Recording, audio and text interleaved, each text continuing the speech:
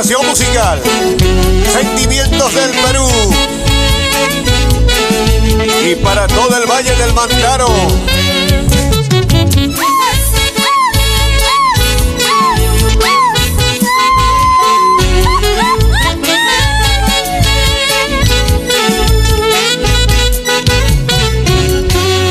Eso, echa paso, echa paso. ¡Ay! Cuidado con las 7 puntas.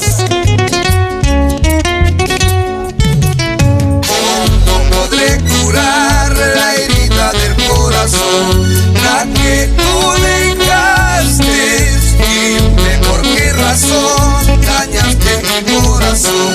Mi vida no lo merece.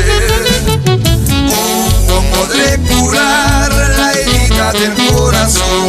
La que tú dejaste.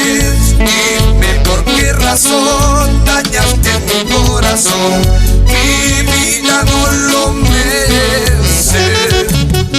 Al cielo le pediré que me haga olvidar esta triste ilusión que me está causando daño. Dios mío, ayúdame, cuida mi corazón que está sufriendo por ella, por su maldito cariño. ¿Cómo olvidar la tierra de los Sausas? ¡Auja! Con mucho cariño, Sentimientos del Perú. Me lo dice tu amigo Godoy López Rivera. Yo mismo soy.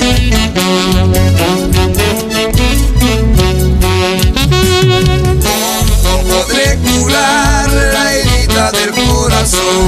La que tú dejaste. Dime por qué razón dañaste mi corazón. Mi vida no lo merece. ¿Cómo podré curar la herida del corazón? La que tú dejaste. Dime por qué razón dañaste mi corazón. Mi vida no lo merece. Al cielo le pediré que me haga olvidar esta triste ilusión que me está causando daño. Dios mío, ayúdame, cuida mi corazón que está sufriendo por ella, por su maldito cariño. ¡Qué lindo bailas! Johan Torres Chamorro, con elegancia, nuestra tunantada. ¡Es!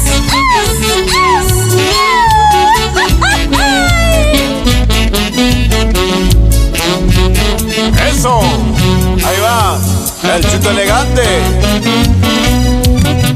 Por tu cariño ingrata, mi vida he destruido. Quisiera darte mi amor, pero sé que es imposible.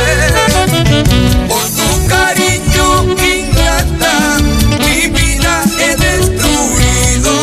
Quisiera darte mi amor, pero sé que es imposible.